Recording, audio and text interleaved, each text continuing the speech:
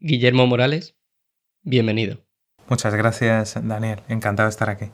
El 14 de febrero de este año, el vicepresidente de los Estados Unidos, J.D. Vance, dio un discurso en Múnich en el que, entre otras cosas, advirtió de que la libertad de expresión estaba bajo amenaza en Europa. ¿Tiene razón J.D. Vance? ¿Tiene Europa un problema con la libertad de expresión? Absolutamente. Los problemas a los que se refirió, poniendo ejemplos concretos, me parece que detallan una tendencia que es ciertamente preocupante y que diría que se ha agravado en esta última década. Vamos a poner varios ejemplos. La tendencia, que ya digo, es ciertamente preocupante, se trata precisamente del recorte de la libertad de expresión, pero no solo esta, la libertad de información, a veces también la de pensamiento, la libertad religiosa, bajo conceptos tan vagos y etéreos como el discurso de odio, la lucha contra el discurso del odio, la lucha contra la desinformación, como si eso fuera una tarea del Estado. Y, por último, bueno, bajo pretextos tan nobles como la protección de la democracia. Realmente, en muchas ocasiones lo que se esconde es pura y llanamente, lisa y llanamente, censura. Y dio varios ejemplos, ¿no? Primero se refirió a la anulación por parte de los tribunales rumanos de unas elecciones válidas, ¿no? Y cómo el excomisario europeo, uno de los excomisarios europeos, salió en televisión aplaudiendo estas medidas. No solo eso, sino que encima amenazó con que algo similar podría ocurrir en Alemania. Esto fue previo a las recientes elecciones, ¿no? Más aún, tenemos que este mismo excomisario de Mercado Interior, Thierry Pietron, amenazó con suspender redes sociales durante las protestas en Francia. Uno podría pensar que estos son, ejemplos hipotéticos, que esto cómo va a ocurrir, ¿no? En el viejo continente están más que salvaguardadas las libertades. Pues vamos a verlo con algunos ejemplos. Lo primero es que esto ya ha ocurrido en otros países de fuera del continente, como en el caso de Brasil, en el que un juez federal, el juez de Moraes, suspendió la red social X, ¿no? Antiguamente conocida como Twitter, en el periodo electoral previo a, como digo, a los comicios, ¿no? Lo segundo es que en nuestro país, la Audiencia Nacional, durante, aproximadamente un fin de semana, como medida cautelar, a través de un auto, de un único juez, suspendió Telegram, ¿no? Para todo el país, ¿no? Lógicamente, pues fue tal, ¿no?, el escándalo que retiró esa desproporcionada medida. J.D. Vance se refirió a otros casos. De hecho, mencionó el supuesto de un ciudadano británico condenado a pagar en costas judiciales 9.000 libras esterlinas por haber rezado en silencio en su cabeza en las inmediaciones de un centro abortista. Esto es ciertamente muy grave. Y más aún sabiendo que en España tenemos una ley no solo similar, sino peor. Se trata del llamado delito de coacciones u hostigamiento, el 172 quater del Código Penal. Entonces, bajo este concepto, en realidad, ¿qué es lo que se esconde? En realidad, lo que se castigan son aquellas conductas que puedan resultar molestas, ¿vale? Y ya digo, en las inmediaciones, o que tengan lugar en las inmediaciones de un centro abortista. Ahora mismo tenemos varios casos abiertos en el País Vasco, tanto en San Sebastián como en Vitoria, en el que a una campaña de oración pacífica, ya digo, en los aledaños de centros abortistas, el fiscal está pidiendo prisión para 21 personas, ¿no? Esta noticia que les refiero es del 13 de marzo de 2025. ¿Tenemos una crisis de la libertad de expresión? Desde luego. En el contexto de la Unión Europea, una de las principales leyes que ponen el foco precisamente en este derecho de la libertad de expresión es la Ley de Servicios Digitales. ¿En qué consiste esta ley? Pues bien, esta ley, en principio, aunque lo que regula es como lo dice el propio título, ¿no?, la prestación de servicios digitales, porque digamos que es un área que tiene un volumen de negocio muy importante, las grandes tecnológicas, ¿no?, que en su mayoría se financian, ¿no?, pues más del 90% reciben beneficios pues a través de marketing, pues las redes sociales, los buscadores. En principio regula, digamos, como este área de actividad económica.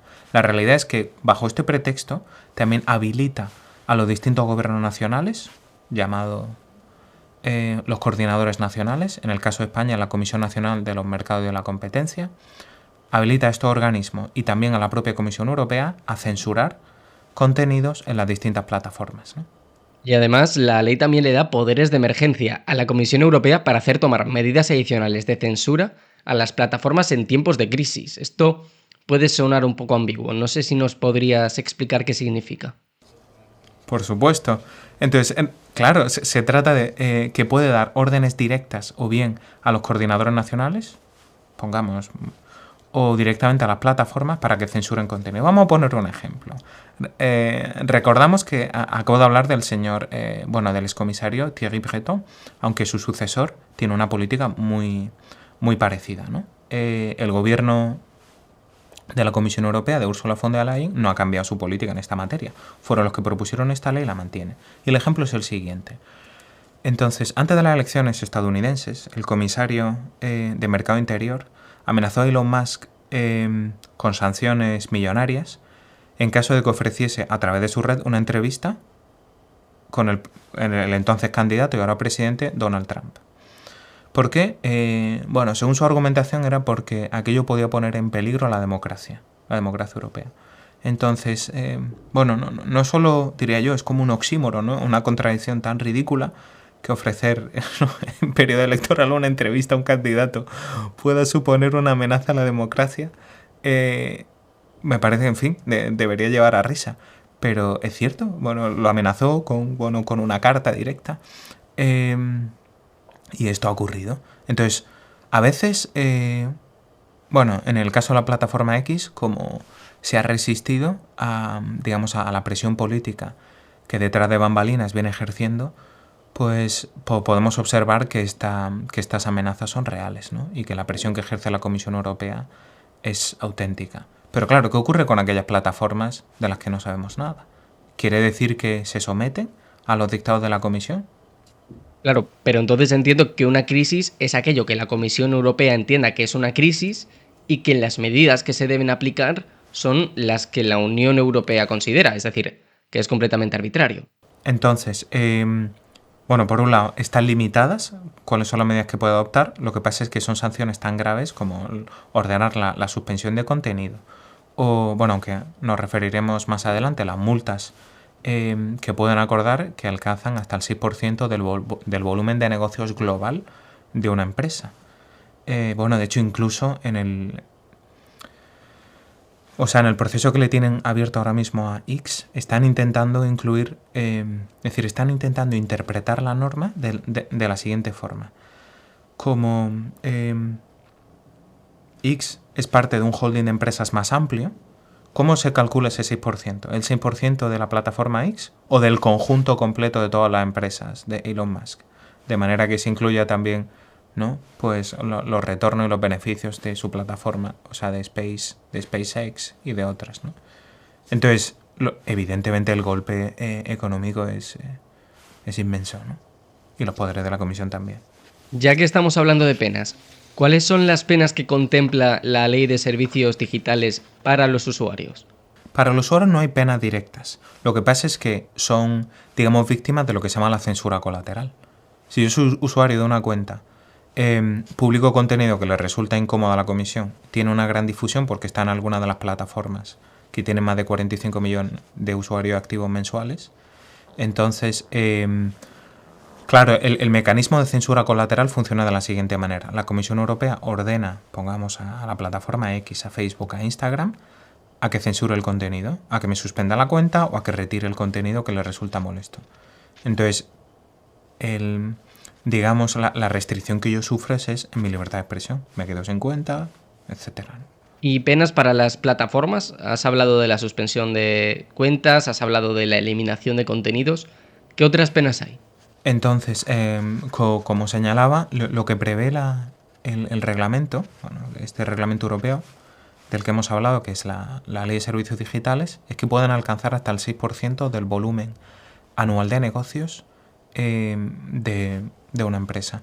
Claro, entonces estamos hablando de empresas que son multimillonarias, que tienen negocio en todo el mundo y que, por una infracción en un país de la Unión va a ser castigada y digamos, calculando sus beneficios no en ese país, sino, o no los beneficios en la Unión Europea, sino los globales. Entonces, por ejemplo, estaban en el proceso que tiene abierto ahora mismo, esta es una noticia que daba el New York Times, el proceso que tiene ahora mismo abierto X, la multa que están considerando la Comisión Europea era de 1 billón, o sea, 1 billón americano, es decir, 1.000 millones, ¿no?, de euros.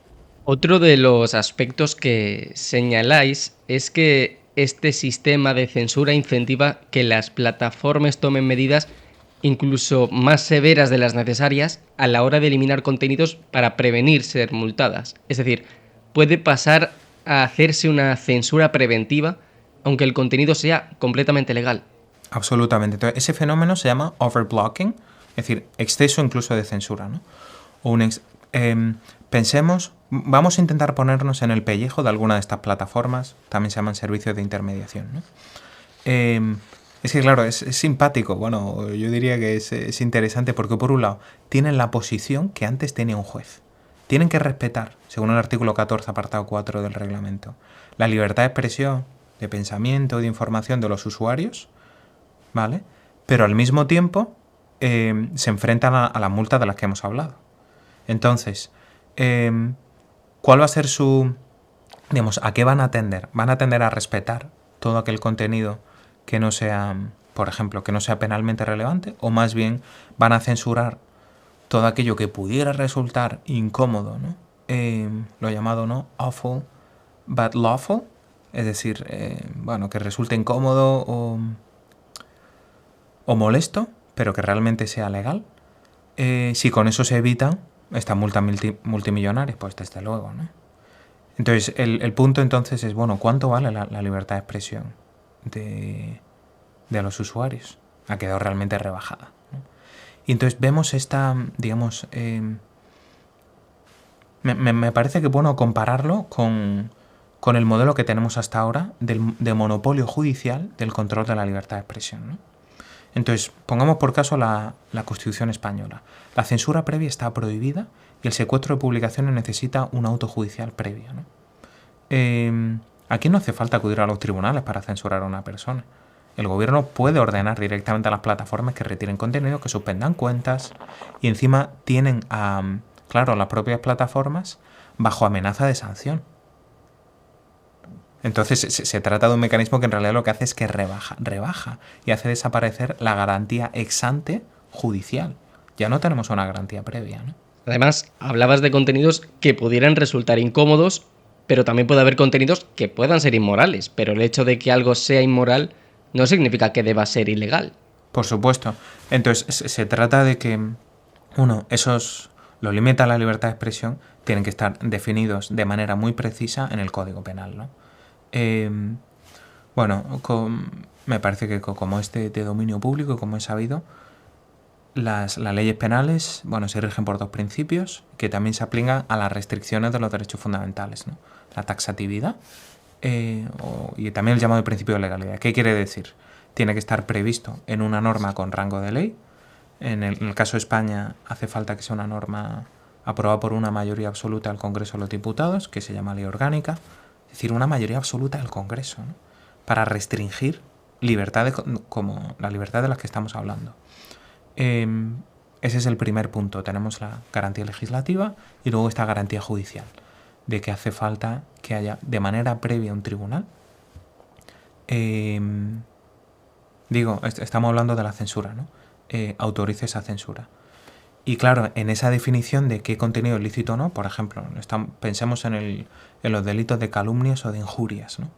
Pues hay una definición concreta de qué supone un insulto, según una persona razonable, en qué medida este contenido se puede prohibir, etcétera. Y hay también una jurisprudencia detallada en la que se tiene en cuenta, pues, el contexto de una serie de afirmaciones, etcétera. Entonces eso no tiene nada que ver, me parece que está muy alejado el tipo de garantías legislativas y judiciales con esta nueva norma, la llamada Ley de Servicios Digitales. Aquí tenemos que es el Gobierno, la Comisión Nacional de los Mercados y la Competencia, que depende presupuestariamente del Ministerio de Economía. Tenemos que la Comisión Europea, Igualmente puedo ordenar esta suspensión de cuenta o la retirada de contenido bajo el nombre no moderación de contenido. Bueno, y no solo eso. Que claro, este punto es muy interesante porque es civilino, ¿no? La Comisión Europea, el artículo 46, bueno, la Comisión Europea fue la que propuso el reglamento, luego se aprueba por el Parlamento y por el Consejo. Pero incluyó en el artículo 46 la adopción de un código de conducta ético. En ese código de conducta, que supuestamente era voluntario, porque era un código que ya habían propuesto en el año 2016, código voluntario para las plataformas. ¿Qué incluye ese código? La eliminación de desinformación o, bueno, lucha contra el discurso del odio y otro contenido que ellos entiendan que pudiera resultar ilegal. Entonces, ahora mismo todas las plataformas han adoptado ese código de conducta. Y ese código de conducta es vinculante, digamos, la relación entre los usuarios y las plataformas. Entonces resulta que ahora tenemos que lo que entienda la comisión, que es la que ha pre-redactado ese código de conducta, por contenido ilegal o, bueno, o contenido que no merece estar en las plataformas con mayor difusión, va a tener que ser obligatoriamente eliminado por ellas, ¿no? ¿Esto es realmente voluntario? Claro, entonces el tema es que la adopción de este código de conducta que propone la comisión, sabiendo la presión que tienen las plataformas, no es realmente voluntario, ¿no?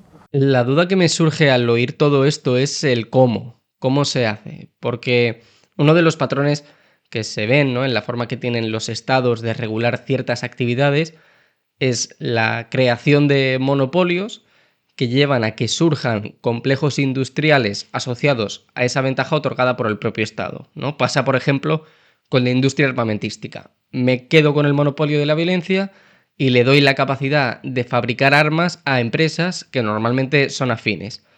En el documento elaborado por ADF Internacional se habla de un complejo industrial de la censura en Europa.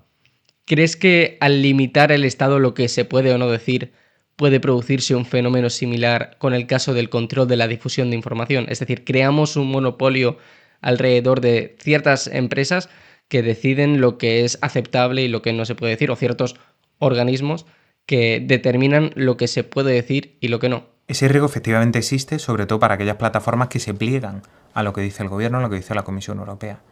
Pero claro, ¿qué ocurre con aquellas que son disidentes? Lo hemos visto con X, ¿no? Entonces, son ellas, digamos, las que tienen que estar continuamente en batalla con la Comisión para, digamos, en el fondo, para respetar o para garantizar que en sus plataformas haya auténtica libertad de expresión.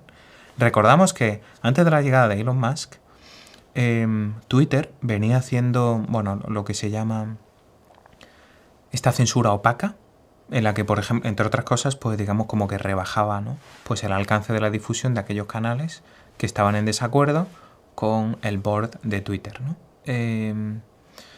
Entonces, en primer lugar, si en caso de que se respeten las reglas del mercado, siempre podrán surgir otras plataformas que llenen ese hueco y que de verdad respeten la libertad de expresión. ¿Qué ocurre? Que bajo este reglamento se alcanzan el grado de fusión para ser grandes plataformas, ¿no?, o grandes servicios de intermediación, es decir, más de 45 millones de usuarios activos al mes. Entonces ya, digamos, como que caen bajo la regulación de la Ley de Servicios Digitales. Y entonces van a tener que habérselas, ¿no?, con la Comisión Europea. Entonces, ¿eso qué quiere decir? Que en realidad estamos a las expensas, lógicamente, de la valentía que tengan pues los CEOs, ¿no?, los directores ejecutivos de las distintas compañías mediáticas, ¿no?, si realmente se quieren oponer a la censura a la que les obligan los distintos gobiernos o no, o si realmente están comprometidos con proteger en sus plataformas la libertad de expresión de sus usuarios. Y en caso de que estas plataformas se nieguen, ¿quiénes son los encargados de decirles: oye, este contenido que se ha publicado en tu plataforma es ilegal y tiene que eliminarse? Entonces, es el propio gobierno. Lo que ocurre es que caben recursos ex post, ¿vale? Bajo la Ley de Servicios Digitales, bueno, en realidad bajo el derecho de la Unión Europea. Voy a poner un ejemplo, ¿vale? De un caso que ADF Internacional ha ganado en Australia, ¿no?, hace menos de un mes. Entonces resulta que bueno, es un conocido activista llamado Billboard Chris, que es crítico de la ideología de género. publica un post en Australia. Y resulta que, digamos, el organismo equivalente a la Comisión Europea, en aplicación de una ley similar, Online Safety Act, prohíbe y bloquea para el Estado australiano ese tuit, el que estaba criticando, bueno, la composición de un comité de la Organización Mundial de la Salud que tenía como encargo aprobar una serie de directrices en materia de salud transgénero, así llamada salud transgénero. Pues ordena el bloqueo en todo el estado en toda Australia, ¿no? Entonces, lo que hicieron tanto Billboard Chris, ¿no? Chris, como la plataforma X fue, lógicamente, pues cumplir con la orden y recurrirla. Y han tardado un año en darle la vuelta a la prohibición. Hemos ganado el caso, pero durante todo ese año ha estado bloqueado el contenido. Entonces, claro, con este tipo de mecanismos ex post, lo que conseguimos es el llamado chilling effect, ¿no? El efecto disuasorio en el ejercicio de la libertad de expresión. Entonces, sabiendo la velocidad a la que discurre pues la discusión pública, voy a tener que estar esperando, primero litigar. De hecho, hicieron falta, un equipo de abogados, ¿no? Para cada uno de los casos, ¿no? Es decir, para defender a Billboard Chris, y luego la propia plataforma X también recurrió, ¿no? De manera independiente. Hace falta, pues prácticamente un ejército de abogados para defender un tuit. ¿Quién se acuerda ya del debate, ¿no? Que dio origen a este tuit, ¿no? Nadie, ¿no? Entonces, claro, se trata de un poder, diría que completamente exorbitante, ¿no? Y la cancelación que esto supone o cómo restringe el discurso público por la velocidad que tiene, pues es completamente desmedida, ¿no? Y muchos pueden pensar que esto no tiene importancia, pero si miramos a la historia, en los regímenes totalitarios muchas veces era más importante la autocensura que se imponía en las propias personas que la propia censura del gobierno. Hombre, por supuesto, y de hecho lo hemos comentado primero con este overblocking, ¿no? Exceso de censura a las plataformas y el efecto disuasorio a las propias personas, ¿no? ¿Por qué me voy yo a complicar la vida? Si esto lo que implica es pues que uno queda, digamos, en el mundo del discurso público, pues completamente excluido del debate. Las plataformas se tienen que afectar a multas millonarias. Realmente, eso es la pregunta que lógicamente se pueden hacer muchos, es si realmente merece la pena, ¿no? Ejercer la libertad de expresión. Y desde luego digamos que están pensadas de esa manera las leyes, ¿no? ¿Y qué razonamiento utiliza la ley? Es decir, poniéndonos desde el punto de vista de los legisladores, haciendo casi de abogados del diablo, ¿cuál es la justificación para limitar la libertad de expresión de esta forma? Pues lo cierto es que dan tres razones, ¿no? Ya digo, me refiero ahora mismo a la exposición de motivos de esta ley de servicios digitales, ¿no? El primero es acabar con el llamado contenido ilegal, ¿no? El segundo es combatir la desinformación y el discurso del odio online. Y el tercero es la protección de la democracia, ¿no? Frente a riesgos sistémicos, ¿no? ¿Qué significa riesgo sistémico? Es que puede significar que el partido de la oposición gane las elecciones, ¿no? Y claro, hay que limitar de alguna manera, ¿no? Pues la propaganda política del contrario, que haya un debate que ponga en solfa mis políticas, etcétera, ¿no? Entonces, realmente ninguno de los tres. Una democracia robusta no debería tenerle miedo, ¿no? a un discurso público amplio. Y más aún, es que es una precondición de una democracia sana, ¿no? Que se pueda dar ese debate. Los motivos que dan son bastante ambiguos. ¿Crees que es intencionada esta ambigüedad? Claro, entonces, ¿a quién beneficia esa ambigüedad?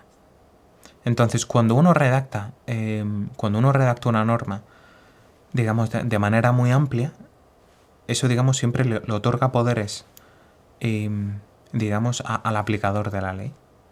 Porque puede, digamos, de manera selectiva utilizarla cuando políticamente le convenga, ¿no?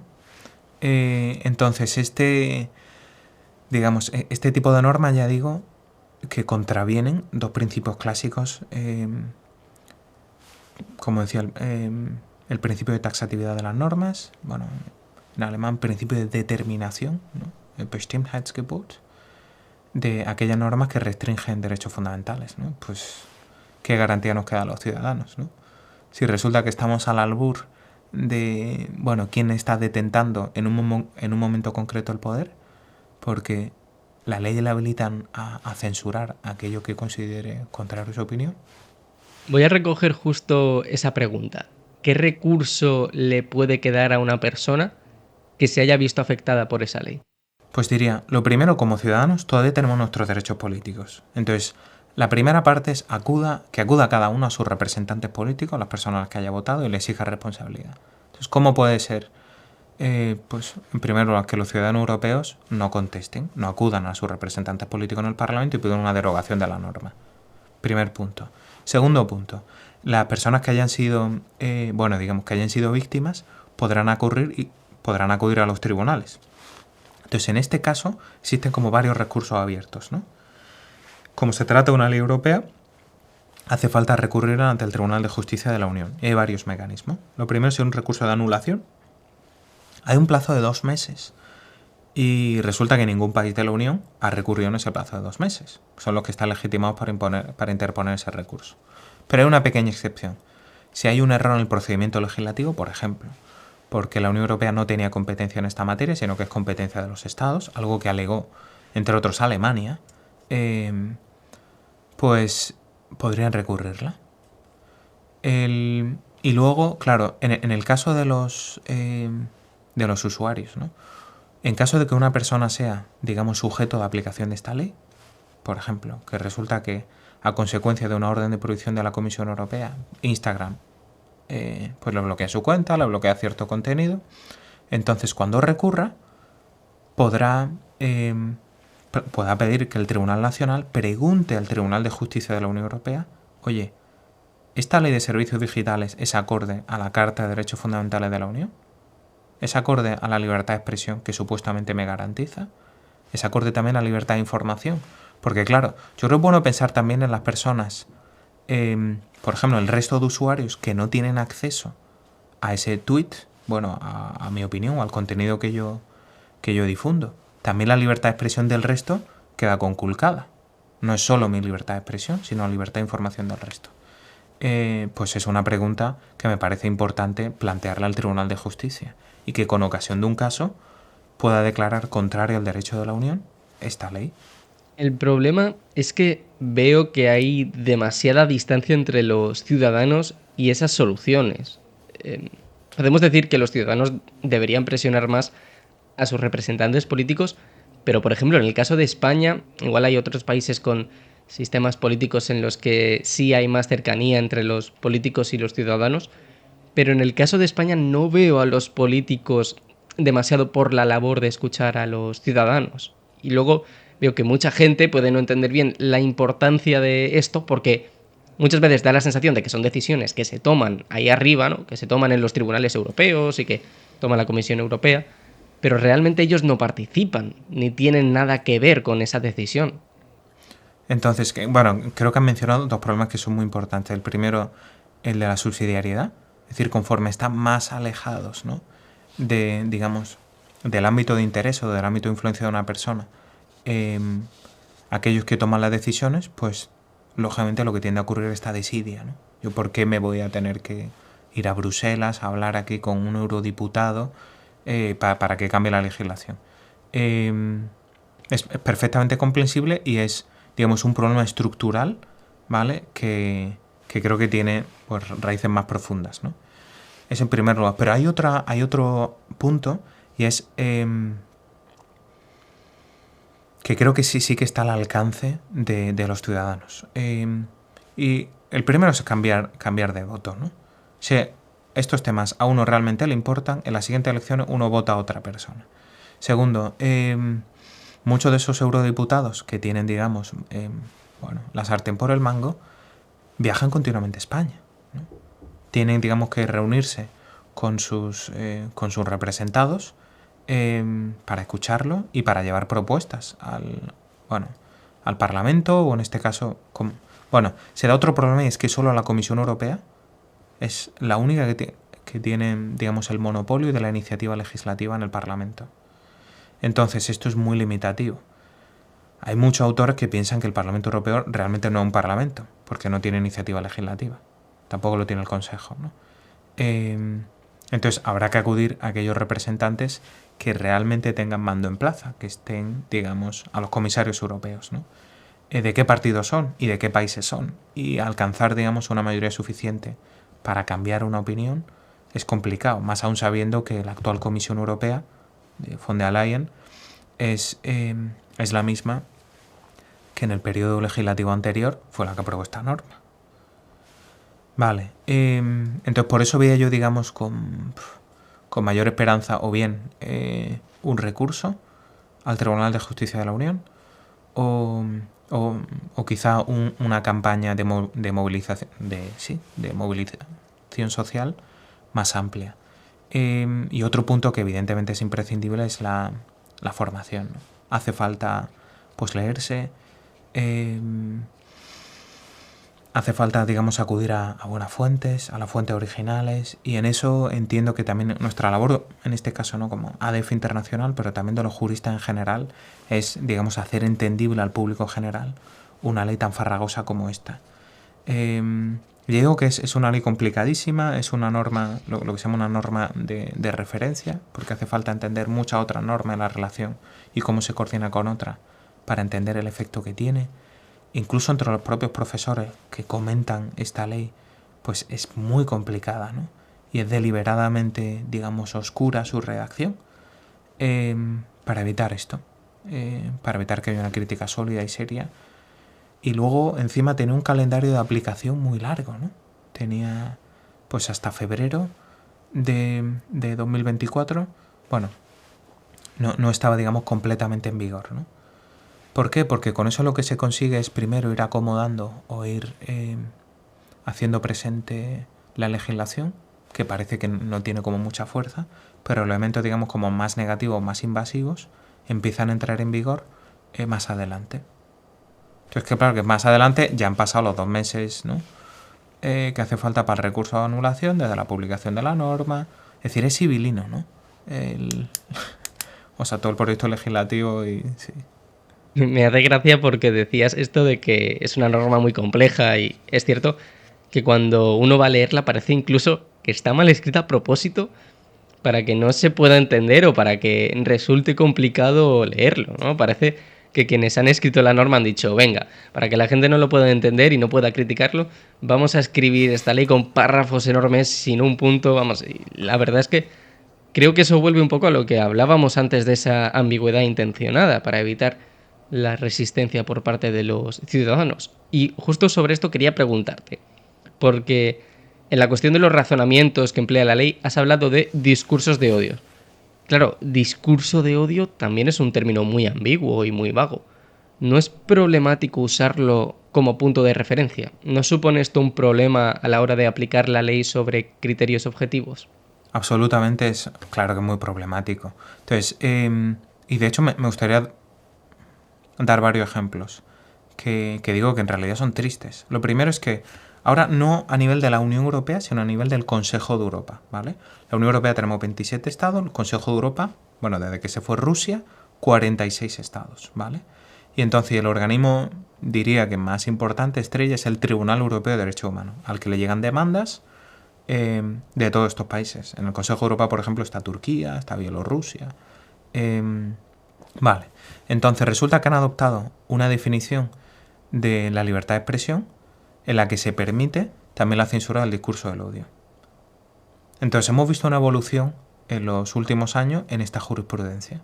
Entonces antes, bueno, hay varios casos famosos como el de Handyside, ¿no?, contra el Reino Unido, en el que las restricciones a la libertad de expresión estaban muy limitadas y son, bueno, muy parecidas a las que hemos comentado antes, ¿no? Hace falta una previsión en el Código Penal muy definido y ejemplos pues podrían ser el delito de injurias o calumnias a una persona, pero más allá de eso era muy amplia la protección que tenía la libertad de expresión. Pues poco a poco se han ido incluyendo, bueno, conceptos como el discurso del odio, ¿no?, que en realidad, ya digo, que es una habilitación al gobierno a prohibir más contenido. En España tenemos un delito de odio, el artículo 510 del Código Penal, que buena parte de la doctrina penal y constitucional entiende que sobra. O sea, que hace aquí este delito de odio, ¿no? Y además también, bueno, En caso de que se haga a través de la plataforma por internet, pues delito de ciberodio. Y es amplísimo por cómo está redactado, por ¿no? las posibilidades que le permite a, bueno, pues a la fiscalía o también a una acusación particular. Y entonces es un problema que en realidad existe a nivel nacional desde hace mucho antes. Entonces lo que vemos es la cristalización a nivel europeo de un problema. Que ya digo, venía existiendo muchos años atrás. Me gustaría recomendar, de hecho, este propósito, o sea, este respecto, el libro de Paul Coleman, es el director ejecutivo de ADF Internacional, Censored, en el que recoge la legislación. El libro se publicó en el año 2015 y recogía la legislación de todos estos países, ¿no? Y además con un estudio comparado muy bueno. Y de hecho explica también cómo, bueno, las llamadas leyes, ¿no?, contra la blasfemia que pueden existir en países, ¿no?, que están fuera de nuestro entorno cultural, pues países islámicos, en realidad no son tan distintas. Y cuando uno compara los textos, lógicamente son pues de una intensidad y son mucho más graves, pero se trata de una, ya digo, de una diferencia cuantitativa más que cualitativa, ¿no? Son igualmente censoras las leyes que tipifican el discurso del odio. Otro de los motivos de los que has hablado, y sobre este tal vez me quiero parar un poco más, es el de la desinformación. Porque últimamente hemos oído hablar mucho, ¿no?, del problema de la desinformación. Y detrás de esto hay pues toda una industria académica que está dando un apoyo al argumentario que utilizan estos gobiernos, pero muchas veces lo que encuentra esa literatura académica, y esto es lo que me parece más paradójico, es que los principales desinformadores son los gobiernos, son los políticos los que emiten más desinformación. Me parece muy arriesgado poner al lobo a cuidar de las gallinas, es decir, poner a decidir qué es desinformación y qué no a los principales desinformadores de cualquier país. Entonces, yo creo que, o sea, si uno conoce la historia de la Unión Soviética, el ejemplo es clarísimo, ¿no? O sea, la campaña de desinformación de la Unión Soviética, el uso este de la mentira, incluso el cambiar la historia, ¿no? Es increíble. Entonces, ya digo que la defensa más robusta, pues por supuesto que hay mentiras en el discurso público, ¿no?, en el debate, pero el tema es que ¿cuál es el antídoto? Pues más debate, más discurso, y que me parece que también implica un respeto, ¿no?, a la dignidad de la persona y una confianza en su inteligencia, dejar que sean ellos mismos las contesten, que busquen la fuente de información y que respondan. Yo no necesito, ¿no?, un tutelaje del gobierno para saber que es verdad o que es mentira. No, gracias. O sea, esa no es la tarea del gobierno, ¿no? La tarea del gobierno es garantizar, bueno, como hace toda Constitución, como el marco de libertades que permite ese debate público. De hecho, eso era algo que decía, si no me equivoco, que dijo J.D. Vance en el discurso, hablando Claro. de la anulación de las elecciones en Rumanía. Él de hecho dijo que, a ver, si los ciudadanos de un país eran tan vulnerables ante la desinformación rusa, eso es un síntoma de la debilidad de su sistema democrático, ¿no? En el sentido de que los ciudadanos no están lo suficientemente Claro. formados como para detectar qué es una mentira y qué no. Es decir, eso no habla tan mal de un potencial desinformador o de una potencia extranjera que evidentemente va a intentar hacerlo, como lo ha hecho a lo largo de la historia, sino de unos ciudadanos que no tienen espíritu crítico para ver una información y decir, vale, esto es real o es mentira, vamos a valorarlo, vamos a contrastarlo. Y de no ser capaces de tener, de lo que tú hablabas, una discusión pública sana en la que poder contrastar esas distintas informaciones. Absolutamente. Entonces, me parece que, o sea, la democracia, bueno, uno de los pilares de la democracia es precisamente como esta sana confianza en el espíritu crítico de sus ciudadanos. Es algo, digamos, que necesita, que una democracia presupone, ¿no?, de la ciudadanía. Y bueno, y diría incluso más, ¿no? El propio J.D. Vance ponía, me parece que otros ejemplos que también son muy ilustrativos, ¿no? De hecho decía, si Estados Unidos, ¿no?, ha podido aguantar a Greta Thunberg, ¿no?, durante unos meses, bueno, durante varios años, si ustedes tienen que aguantar a Elon Musk durante unos meses, ya le digo que no le va a pasar nada, ¿no? Y entonces, bueno, y su conclusión, que me parece también simpática, era, Seguramente vamos a estar en desacuerdo en materia de política migratoria, pero yo voy a defender siempre su derecho a poder expresar su opinión. Así que hagan ustedes lo mismo con aquellos ciudadanos que discrepan de sus políticas migratorias, ¿no? Claro, y creo que esto también tiene que ver con algo que comentábamos antes de la ruptura o la pérdida de ese principio de subsidiariedad, ¿no? El alejamiento entre los mandatarios y los ciudadanos y ese abandono o ese desinterés por las cuestiones públicas que se produce como consecuencia en la ciudadanía.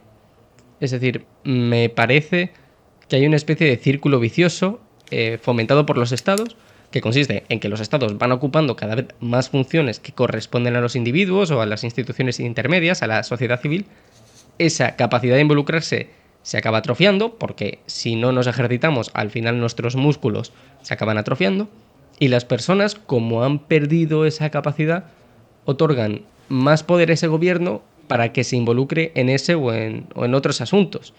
Entonces van aumentando los aspectos en los que el gobierno se involucra y el espacio en el que está metido, y va disminuyendo el ámbito en el que está la sociedad civil. Y me parece que pasa lo mismo con esto, ¿no? Es decir, un sistema en el que los ciudadanos han cedido a los estados la capacidad de pensar y de determinar qué es lo correcto y qué es lo incorrecto, qué es la verdad y qué no lo es, por supuesto, o sea, es el sueño de cualquier sistema totalitario. Pero es precisamente a lo que parece que vamos encaminados. Sí, hay muchos autores políticos que hablan de soft despotism, o sea, de una especie de despotismo suave que en realidad viene alimentado por la propia desidia de los ciudadanos, por haber cedido. Creo que está muy bien descrito. Entonces, lo cierto es que hay dos autores, bueno, hay muchos, pero los que sigo especialmente en esta materia, Chantal del Sol, es una académica francesa, y otro académico irlandés que acaba de publicar también recientemente sobre un auténtico, digamos, federalismo o una república federalista en la que hay distintos órdenes y en el que se respeta, digamos, como las distintas esferas de subsidiariedad. Se trata del profesor David Thunder, es de origen irlandés, actualmente es profesor de la Universidad de Navarra. Y comparten igualmente este análisis, ¿no? Bueno, incluso diría hay otra profesora a la que también le tengo especial aprecio, María Cahill, ha publicado una serie de artículos también sobre el principio de subsidiariedad y de hecho, digamos, hizo fortuna porque uno de ellos fue contestado y precisamente uno de sus puntos era la subsidiariedad que aparece en los tratados de la Unión Europea no tiene nada que ver con la auténtica subsidiariedad. Les ponía varios ejemplos, ¿no? Y uno es el que de hecho está copiado del constitucionalismo alemán, es el llamado federalismo de ejecución, que no es auténtica subsidiariedad. Consiste en lo siguiente, ¿vale? Se trata de que las instituciones superiores son las que toman las decisiones y las administraciones de los distintos estados ejecutan, ¿no? Ejecutan las leyes que ellos han aplicado. Entonces, ¿eso qué tiene que ver con la subsidiariedad? Con que sean, digamos, las personas que están más cercanas del ámbito de decisión o que vayan a ser los principales destinatarios los que puedan decidir, los que puedan, digamos, influir en la toma de decisiones. De hecho, justo lo contrario, ¿no? Adoptamos nosotros aquí desde Bruselas la decisión y usted ejecute con sus medios y con su dinero, es decir, cree, digamos, como su aparato funcionarial para la aplicación de estas normas. ¿Es eso subsidiariedad? Claro. A mí otro autor que me parece que habla muy bien sobre esto, que bueno, es un clásico, pero siempre está bien recordarlo, es Tocqueville. Alexis de Tocqueville, por supuesto, en Democracia en América, sí, sí. Claro, y habla sobre cómo precisamente cuando se pierden esos lazos humanos es el despotismo el que sale ganando. Y es perfectamente aplicable a la libertad de expresión. Y me parece que eso es lo que está pasando. Que nosotros perdemos conexión entre nosotros y perdemos de vista por qué es importante involucrarnos en la política, porque realmente está demasiado alejada, ¿no? Porque me importa a mí lo que diga von der Leyen. Aunque bueno, luego me encuentre la botellita con el tapón pegado, pero realmente no termino de ver por qué me afecta, por qué todas estas decisiones que toman me llegan a afectar a mí. Porque no se discute sobre, yo que sé, una farola que hay que poner en mi calle o en mi barrio. No es algo visible. Lo pierdo de vista y cedo ese poder a los gobernantes, a los políticos. Y en el caso de la libertad de expresión me parece especialmente grave, porque es el principio sin el que no puede haber democracia, por el sencillo hecho de que hablar también es una forma que tenemos de pensar, y si no podemos pensar, ¿cómo vamos a poder decidir cualquier cosa, ¿no? Lo que estamos cediendo a los estados es la capacidad de pensar. Totalmente. El discurso, es decir, el pensamiento, de hecho esto en la psicología del desarrollo es clarísimo, siempre el pensamiento de un niño se desarrolla siempre en diálogo con alguien. Y el pensamiento es siempre dialógico en el ser humano. No es, entonces me parece que está muy bien traído. Recortar la libertad de expresión, las posibilidades del debate, también es un control sobre el pensamiento. Con los ejemplos que hemos visto en los centros abortistas, ¿no? De la creación de estos nuevos delitos de pensamiento, el thought crime, ¿no? De los que hablaba George Orwell, ¿no? En 1984, es gravísimo. Entonces, claro, uno podría pensar, a ver, también en el derecho continental europeo, uno de los límites infranqueables, ¿no? Del derecho penal son los pensamientos. Uno no puede estar, o sea, el Estado no tiene permiso para entrar ahí. Bueno, hay una máxima latina, ¿no? Que está recogida en el Digesto, y es que los pensamientos no dañan a nadie, ¿no? Es un principio dulpiano, que es uno de los juristas, digamos, como clásicos, universales, ¿no? de la tradición continental europea. Cogitationes nemo patitur, ¿no? Los pensamientos no dañan a nadie.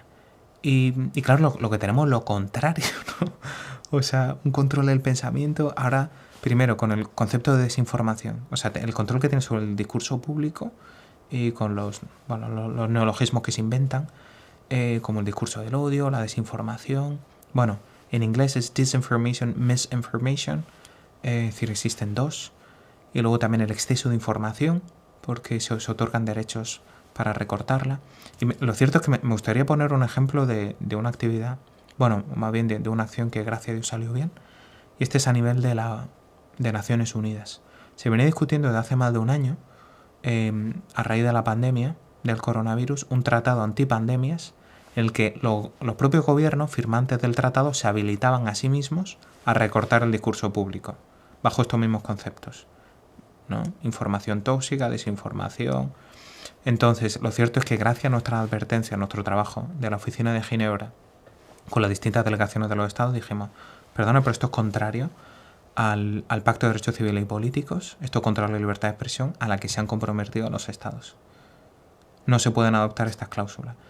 Entonces pudimos darle esa información y gracias a Dios muchas delegaciones de los estados bloquearon este contenido, ¿no? Y ese tratado no ha salido adelante. Entonces, lógicamente estamos muy orgullosos, ¿no? de haber podido cooperar a proteger a nivel internacional la libertad de expresión, y más en momentos tan críticos como la crisis global del coronavirus. De hecho, J.D. Vance ponía precisamente el ejemplo de la censura como desinformación de la anterior administración de Biden, pues precisamente de una de las teorías que parece de momento la más plausible sobre el origen del virus, ¿no? Que se hubiera escapado de uno de los laboratorios de Wuhan en China, ¿no? Pues bueno, si eso es falso, pues bueno, pues que se conteste con evidencia científica. Porque resulta que China ha prohibido cualquier investigación en su terreno. De hecho, cuando Australia la pidió ante la OMS, amenazó con sanciones comerciales. Y entonces, vamos a ver, ¿no? Y resulta que la administración de Biden también censura a sus propios ciudadanos que defienden. O sea, es el mundo al revés, ¿no? Me parece muy interesante esa diferencia que has citado entre desinformación o disinformation y misinformation. Desinformación sería información falsa que se difunde deliberadamente. Misinformation sería información errónea que se difunde sin saber o sin ser conscientes de que es un error. Pero muchas veces también se distingue, y me parece especialmente retorcido, ¿no? Se introduce muchas veces el término malinformation, que es información que es cierta, pero resulta inconveniente o perjudicial. Pero a mí siempre siempre que he oído esa distinción me ha chocado mucho, porque, al menos tal como yo lo veo, la verdad puede ser incómoda, pero calificarla de inconveniente para censurarla me parece negar la realidad por motivos ideológicos. Entonces, mira, estoy completamente de acuerdo. De hecho, publiqué un artículo precisamente, bueno, era con ocasión de la crisis del coronavirus y del llamado, ¿no? el pasaporte COVID, ¿no? Entonces resulta que una de las estrategias del gobierno español durante aquella época era publicar información o a veces falsa o muy selectiva, o bien prevenir. Lo cierto es que esta censura también la hicieron ellos a través de las distintas plataformas como Twitter, ordenando la suspensión de cuentas que eran críticas con el gobierno, o incluso creando bots, ¿vale? Es decir, cuentas falsas que alabasen al gobierno, ¿no? Para, digamos, intentar capear la situación. Entonces, es terrible, ¿no? O sea, por supuesto que es muy grave que se tape la verdad, que no se cuenten los datos. De hecho, ocurrió también que muchas de estas verdades incómodas que habían recogido el CDC, es el Center for Disease Control de Estados Unidos, pues no publicaron algunos de los datos que podían resultar incómodos por ser contrarios a las políticas restrictivas de Biden durante la pandemia, ¿no? Entonces se trataba de datos fiables que estaban recogidos, digamos, como de las aguas fecales de distintos sitios, y que recogían pues el número de positivos y se trataba de la relación con las personas vacunadas y no vacunadas, ¿no? Pues no se publicaron porque podían resultar incómodos. En materia de... Ahora digamos que es un tema que está ya muerto, pero en materia de género ha pasado no hace mucho. Se trataba de una profesora de California que había llevado a cabo el estudio más importante con dinero de Estados Unidos en materia de bloqueadores de la pubertad. Y resulta que, la profesora Olson durante mucho tiempo se resistió a publicar esos estudios. ¿Por qué? Porque es que resulta que eran negativos y lo que contaban eran los malos efectos que tenían sobre la población infantil a la que le habían administrado estas hormonas, ¿no? Bloqueadores puberales. Entonces, resulta que no publicar información que es importante y que es relevante, igual que lo contrario, prevenir que se publique la verdad, porque resulta incómoda para ciertos intereses, es gravísimo. Porque afecta a la formación de la opinión pública, de la que depende la toma de decisiones y la crítica, evidentemente, al gobierno. Además, estas políticas censoras creo que chocan con dos principios que están muy conectados con lo que hemos venido hablando. El primero, que está conectado con esto que decíamos, de que el hablar está ligado con el pensar, que precisamente en la formación de esa opinión pública y de ese espíritu crítico es necesario equivocarse muchas veces. Y las personas pueden decir burradas y deben poder decir burradas, pero en eso consiste la vida, ¿no? En equivocarse, en poder rectificar, en poder cambiar de opinión y aprender por el camino. Y luego, en segundo lugar, esa idea que, y aquí volvemos a Tocqueville, de que la mayoría puede estar equivocada y la mayoría puede convertirse en una tiranía y que por lo tanto hay que dejar a la minoría o a quienes consideramos que están equivocados, hay que dejar a esa gente expresarse. Porque puede que tengan algo de razón y puede que la mayoría nos estemos equivocando. Y esas leyes o estas leyes que se están aplicando niegan esos dos principios. Entonces, me parece que estás dando, digamos, como con el dedo en la llaga. Uno, la protección de la democracia, lo que entenderemos como una democracia en sentido republicano, implica también la protección o la garantía de las minorías, para evitar lo que se llama the majority faction, ¿no? De la que hablaban los Founding Fathers, ¿no? Los fundadores de la patria americana, y los Federalist Papers lo cuentan de manera igual. Hay que garantizar este tipo de derechos también, lo que se llaman los derechos contramayoritarios, ¿no? Porque es que de eso depende también la salud de la democracia. Cuando tenemos que una coyuntural mayoría parlamentaria abole esta garantía de la minoría, o pongamos por caso de la oposición parlamentaria o de sectores minoritarios de una población, pues digamos que esa democracia está en camino de extinguirse. Y segundo, hemos visto también que muchos de los grandes avances pues los han traído pequeñas minorías creativas, ¿no? Esto, en fin, me gustaría citar a Benedicto XVI, que hablaba de estas minorías creativas que digamos, en parte son el origen de toda civilización y desde luego de Occidente. Has comentado al principio de la entrevista que esta ley no es un caso aislado, sino que se han ido dando más en toda Europa y en el mundo. No. ¿Nos podrías comentar un poco qué leyes o qué otros proyectos legislativos están surgiendo precisamente para limitar la libertad de expresión? Claro. Entonces, primero me gustaría explicar cuál fue el origen de estas leyes contra el discurso del odio en Europa. Entonces, primero hubo una iniciativa del Consejo de la Unión Europea para prohibir este llamado discurso del odio. Y se aconsejaba a los distintos países miembros de la Unión aprobar estas normas, ¿no? Que castigasen la xenofobia y el discurso del odio. Esto es de mediados de los años 2000. Entonces, algunos países, digamos, como que tomaron como pretexto esta llamada de la Unión y empezaron a reformar sus códigos penales para aprobarlo. Pero claro, tenemos que países que no... Bueno, el Reino Unido ya no es parte de la Unión Europea, pero cuando empezó a surgir el fenómeno de las plataformas digitales, que tiene una amplia difusión que está fuera del control de los gobiernos, entonces ya tenemos que no solo los periódicos, por ejemplo, ¿no? Que normalmente los periódicos de gran difusión están controlados, ¿no? por corporaciones mediáticas que a veces tienen este mismo problema, ¿no? de colusión con el gobierno, y que sean realmente independientes. En fin, es complicado conseguir esa independencia. Entonces ya digo que cuando empiezan a surgir estas plataformas, empiezan a notar este riesgo, porque hay crítica, hay más discurso público, y digamos como que se abre un nuevo campo que antes no existía. Claro, porque la capacidad que tiene ahora un sujeto privado sin necesidad de pasar, digamos, por la revisión editorial de un periódico, de participar en un discurso público, y lo que ha hecho posible la tecnología, es increíble. Entonces, claro, empiezan a tener miedo, y entonces cuando se empiezan a generar estas nuevas leyes. La primera ley la creó Alemania, el año 2017. ¿Vale? Y de hecho, esta ley de servicios digitales es copia, o en buena medida está inspirada en esta ley alemana del año 2017, en que obliga a las plataformas a censurar contenido. Entonces digamos que le da el rol que antes tenían los jueces.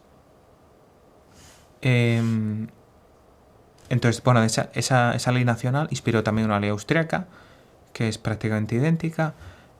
Hace poco, bueno, pudimos intervenir y de momento parar una ley irlandesa muy similar, ¿no? Contra el discurso del odio online, Hate Speech Bill. Pero tenemos de estas Online Safety Acts, pues tenemos una en Reino Unido, tenemos en Australia, y ha empezado a proliferar en muchos otros países, ¿no? Bueno, lo cierto es que, bueno, lógicamente pues me gustaría remitiros, para no aburrir al público, al libro de Paul Coleman, que la reúne, y sí, ahí vienen recogidas, porque tenemos en estados como Chipre o en estados como la India, ¿no? Pues las leyes contra la blasfemia, o en estados más cercanos a España, ¿no?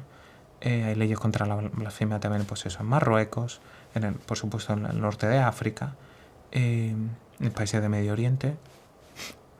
Lo que veo muchas veces es que estas leyes se acogen a ese argumento de lo que tú decías, ¿no? Lo que comentabas, de que son tecnologías que acaban de surgir y que tenemos que garantizar que se pueda funcionar de forma armoniosa dentro de esas plataformas. Y me recuerda algo de lo que hablaba Antonio Escotado, que es una persona a la que he leído y respeto mucho. Tenemos por ahí una entrevista con su hijo, y creo que él leía muy bien la situación, ¿no? Él hablaba sobre la tensión entre la libertad y la seguridad, y decía que estamos en un momento en el que se debe elegir, o al menos estamos eligiendo, entre la libertad arriesgada muchas veces y una seguridad protectora, una seguridad muy cómoda, que precisamente nos quita esa responsabilidad de la que hablábamos antes. Y muchas veces los estados lo presentan con esa comodidad, y muchas veces a través del miedo. Escotado también hablaba mucho de esto. Utilizan el miedo, por ejemplo, al hablar de desinformación, que vienen los rusos y nos van a llenar de mentiras, y vosotros no tenéis la capacidad para entender qué es una mentira y qué es la verdad. ¿Estás de acuerdo con este análisis? ¿Crees que estamos optando más de la cuenta por una seguridad que muchas veces coarta o acaba coartando nuestras libertades? Vale. Entonces yo pienso que en realidad la lucha por la libertad es una tarea que tiene cada generación, porque garantizarla, en realidad, o sea, primero la libertad es frágil y en realidad es muy exigente, exige mucho de los ciudadanos. Entonces es cierto que es una tentación perenne y continua, pues ceder a la comodidad, ¿no? Que sean otros los que me la garanticen. Entonces, con la excusa de la seguridad, tendemos a, bueno, que ya se encargue el gobierno. Esta confianza me parece que desmesurada en el Estado, que termina asumiendo tareas que no le son propias. Ahora bien, garantizar la seguridad para el ejercicio de los derechos, esto entiendo que sí es una tarea del Estado. Por ejemplo, Si estamos en un país que está en guerra civil, pues yo pues no sé qué libertad auténtica tengo pues para votar, para ir a comprar, para... Entonces, tarea del Estado que haya auténtica seguridad, ¿no? Que no me asalten por los caminos, que en caso de que diga algo, pues esto ocurre por ejemplo ahora mismo en México, ¿no? Pues aquellos periodistas que critican pues a los gángsters, ¿no? Que están digamos controlando pues, el narcotráfico, pues al día siguiente aparecen muertos, ¿no? Y esos crímenes no se investigan. Entonces esta es esta tarea del gobierno: investigar esos crímenes, protegerla de manera auténtica la libertad de expresión. Entonces hay un autor al que le tengo de nuevo igual aprecio, es un catedrático de la Universidad de Bonn, Joseph Isensee. Una de sus, digamos, obras señeras era el derecho fundamental a la seguridad. Es decir, esta obligación del Estado de garantizar como esa seguridad básica para el ejercicio de la libertad y los derechos, pero no más. No se trata de que el Estado tenga que hacerte confortable y sustituirte en el ejercicio de tus libertades. Que piense por ti, que se exprese por ti. No, esa tarea me toca a mí. Entonces, no hay que entregar esos derechos, ¿no? ¿Crees que hay salida ante esta situación? Sí, desde luego. Si uno revisa, digamos, pues, la historia, me parece que hemos estado en situaciones de luego mucho peores. De momento se mantienen los sistemas electorales, se pueden elegir a otros representantes, estas normas se pueden derogar. Hombre, lógicamente yo desearía pues una mayor concienciación de la ciudadanía, que salieran a las calles, como han hecho en muchas otras ocasiones, a quejarse y que llamaran, ¿no? Pues a sus propios políticos y que exigieran sin miedo y sin vergüenza ninguna pues el respeto de sus libertades, ¿no? Y eso por un lado. Y luego por otro, creo que sería muy bueno también que hubiese, digamos, como otras alternativas tecnológicas, ¿no? Si resulta que la mayoría de plataformas se aplican a los gobiernos, vamos a crear otra plataforma. ¿Por qué no se puede? Bueno, no tardarían los gobiernos en regular también esas plataformas. Y habría que estar luchando y continuamente... Pero igual que, comentaba antes el caso de Telegram, ¿no? Cómo pues tienen que estar huyendo de distintos gobiernos, ¿no? Para seguir teniendo libertad, pero por lo menos permite una libertad que no hay en otras plataformas, que censuran mucho más contenido. Y ya digo que me estaba refiriendo antes al caso del juez de la Audiencia Nacional, que la bloqueó durante un fin de semana, luego gracias a Dios retiró el auto, ¿no? Pero retiró el auto por la campaña mediática que hubo. Pues claro, Telegram, que está prohibido en China y en Corea del Norte y en otros países que no son precisamente el baluarte de la libertad de expresión. Entonces, cuando aparecieron estas noticias, echó marcha atrás y dijo, pues efectivamente es desproporcionado. ¿Y qué estáis haciendo desde ADF Internacional para luchar contra estas leyes? Pues lo primero es investigar e informar al público, ¿no? Creo que el dossier sobre la ley de servicios digitales, que digamos hemos dejado disponible en línea en nuestra web, me parece que es una buena forma de hacerlo. Lo segundo es activar a nuestros aliados políticos. Pues aquellas personas que tengan influencia, explicarles y contarles cuál es la verdadera amenaza, cuáles son los caminos que se pueden activar. El tercero es acudir a los tribunales, ¿no?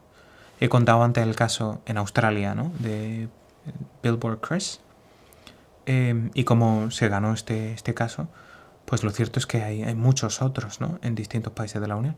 ¿Por qué crees que es importante que las personas tomen conciencia de la gravedad de esta situación? Yo creo que las personas que valoren la libertad y que valoren, una democracia constitucional, una democracia, ¿no? Digamos, como en sentido republicano, deberían tener esta preocupación. Entonces, aunque uno pudiera estar de manera, pues no sé, contingente o coyunturalmente de acuerdo con el gobierno, es que los gobiernos van a cambiar. O incluso, digamos, como el aumento de poder, la concentración de poder que esto supone, nos deja, no solo en materia de libertad de expresión, sino en muchos otros ámbitos de nuestra vida, muy recortados. Si no se puede criticar medidas en materia sanitaria, ¿no? Hemos puesto antes el ejemplo de la pandemia del coronavirus o las políticas en materia de género, ¿no? Y estos son, digamos, temas que el primero ya ha dejado de estar, digamos, en la candelera, pero el segundo sigue siendo muy actual. en materia migratoria, ¿no? Y cómo eso afecta a la seguridad de los países, ¿no? Las distintas políticas migratorias. Un ejemplo que ponía el propio J.D. Vance. Son temas que a la ciudadanía le importan, por supuesto. Entonces, si cedemos en libertad de expresión, es ridículo pensar que eso no va a afectar a otro ámbito de nuestra vida. Y luego, también pensar que se habla mucho de paternalismo estatal, pero cuando el Estado se comporta como un padre, corremos el riesgo de que nosotros nos quedemos como niños permanentes. El tutelaje, evidentemente, es que yo no necesito, ¿no? Un tutelaje continuo del Estado que me enseñe a pensar, que me enseñe a decir lo que tengo que... No, no es su tarea. Que se encargue de la seguridad, de las calles y los problemas de criminalidad que hay. Pues quizá, ¿no? Debería encargarse primero de luchar contra el auténtico crimen y no crear crímenes donde no existen. Para terminar, una triple pregunta que hacemos a todos los invitados, una recomendación de 3 productos culturales que pueden tener que ver o no con el tema que hemos hablado. Un libro, una película y una canción. Entonces, bueno, es más bien un artículo, ¿no? O no llega al libro, pero Areopagítica de John Stuart Mill, que yo creo que es una de las defensas clásicas, ¿no? de la libertad de expresión. Creo que es clave. Bueno, película. Entonces, para que nuestro público no se quede, ¿no? Pues desmoralizado, yo creo que injusticias peores, como por ejemplo la esclavitud, se han superado. Entonces hay una película que es relativamente reciente, creo que del año 2006, Amazing Grace, que cuenta la lucha de William Wilberforce para la derogación del comercio de esclavos, que luego terminó con la abolición de la esclavitud en el Reino Unido y a través de canales democráticos. Y se trata de un sistema que estaba realmente integrado en toda la sociedad. Y bueno, la propia canción, ¿no? Amazing Grace, me parece que es un testimonio precioso. Sí, estas 3. Pues Guillermo Morales, no sé si quieres decir algo antes de despedirnos, algo que se te haya quedado en el tintero. No, lo que quería era agradecer, ¿no? Pues que exista este espacio, que exista el Nuevo Rebelde, que exista el podcast del Emboscado y sobre todo, pues, el interés, ¿no? En llegar a los temas de fondo. Porque ya digo que no son sencillos, pero realmente son cruciales y dirimen, ¿no? El futuro de la sociedad. Así que muchas gracias. Pues Guillermo Morales, muchas gracias.